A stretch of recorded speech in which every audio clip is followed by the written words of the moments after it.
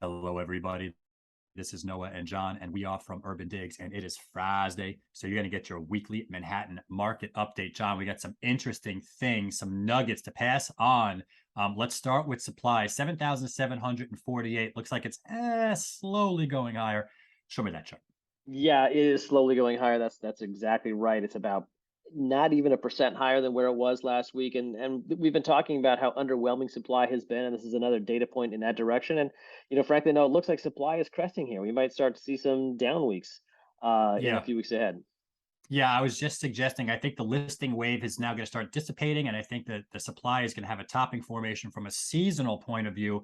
And if supply continues to rise throughout the rest of this year, then that's a macro thing going on. So we'll keep an eye over that and see if it turns around and starts to come down, Johnny. Let's shift to demand pending sales. It's too soon to see a turnaround in that sector, I think, Johnny. 2714. Show me that chart. Yeah, and that's down almost 2%, 1.7% from last week. And we've been talking for several weeks about how we've been approaching some sort of support here, and that might be the 2020 line, the 2019 lines. But either way, the weekly declines are getting smaller and smaller here. So we may be getting close to support here for pending sales.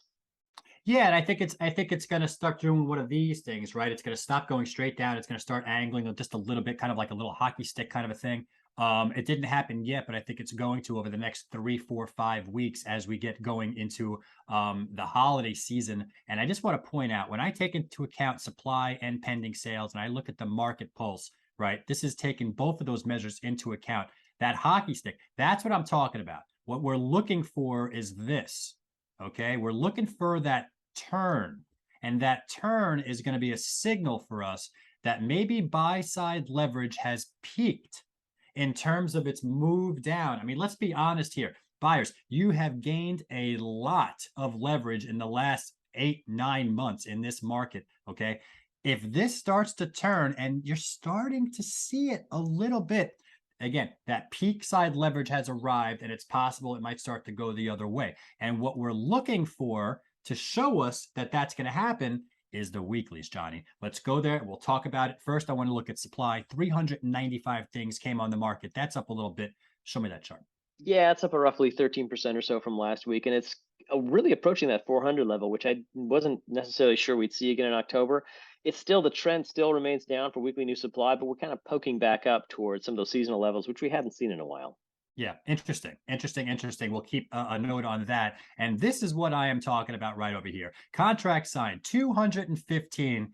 This is the first time that I am seeing a big bump up in deal volume through this down cycle. We were waiting for this, Johnny, and we just had a podcast with Mara Flash Bloom over at Sotheby's, and she was all excited and she was telling me, she's like, I'm feeling it. I'm feeling it. And I was explaining, I'm like, I'm not yet seeing it in the data.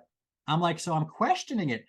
Now I'm starting to see this for the first time, Johnny. I love it. 215 deals, up 48%. Show me that chart. Yeah, and that's a big bump from last week, right? 48 or so percent. This is the first time we've crossed 200.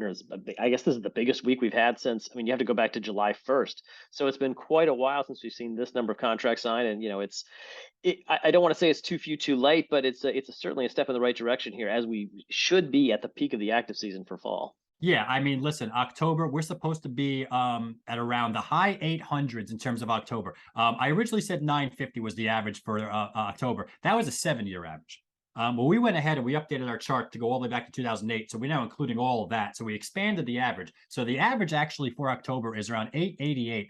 And this is at a nice bump up. This is in the 600s for the longest time. And I love to see this because I want to see where this ends up. And if this does push to that upper 800s, okay, if that pushes near there, it is very possible that we are seeing that bottom formation. The bids are coming back, and that is what you want to look for any sign of a change. That's exactly what you're looking for. So we're going to keep our eyes right on this and see where it goes in the next 9, 10 days. Johnny, let's switch over to the chart du jour. It is the luxury sector. We're looking at deal volume, and we're comparing it versus the 5-month moving average, as well as the regular averages for the 2015 to 2019 period and the 2021 year. Johnny, what are you seeing here?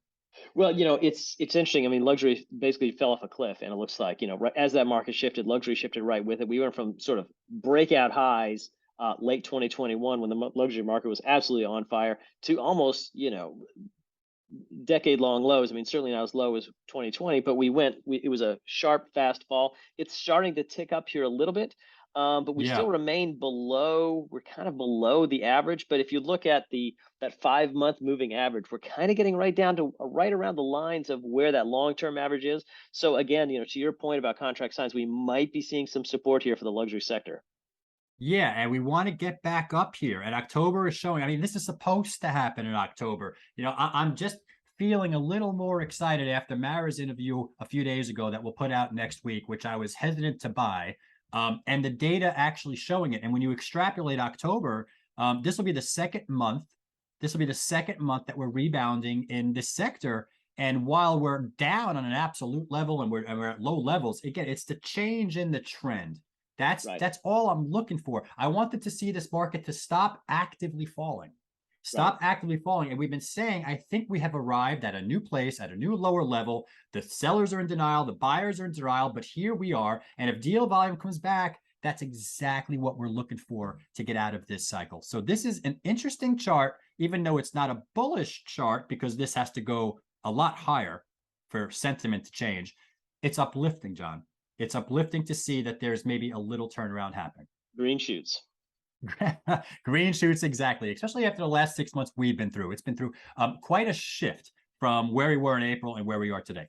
That is John Walkup over there. Thank you for pulling up all of those charts, Johnny. We all appreciate you. I am Noah Rosenblatt. We are both from UrbanDigs. Don't forget, if you guys got questions, we got answers. Just visit our forum right over here. If you want any of the reports that John's going to do today, it's going to be right over here in just a little while. If you guys are looking to get help and close a deal, you just contact support at urbandigs.com because we just launched an amazing advisory service. We are here to help you. Other than that, this has been your weekly Manhattan market update, and we'll catch you next time.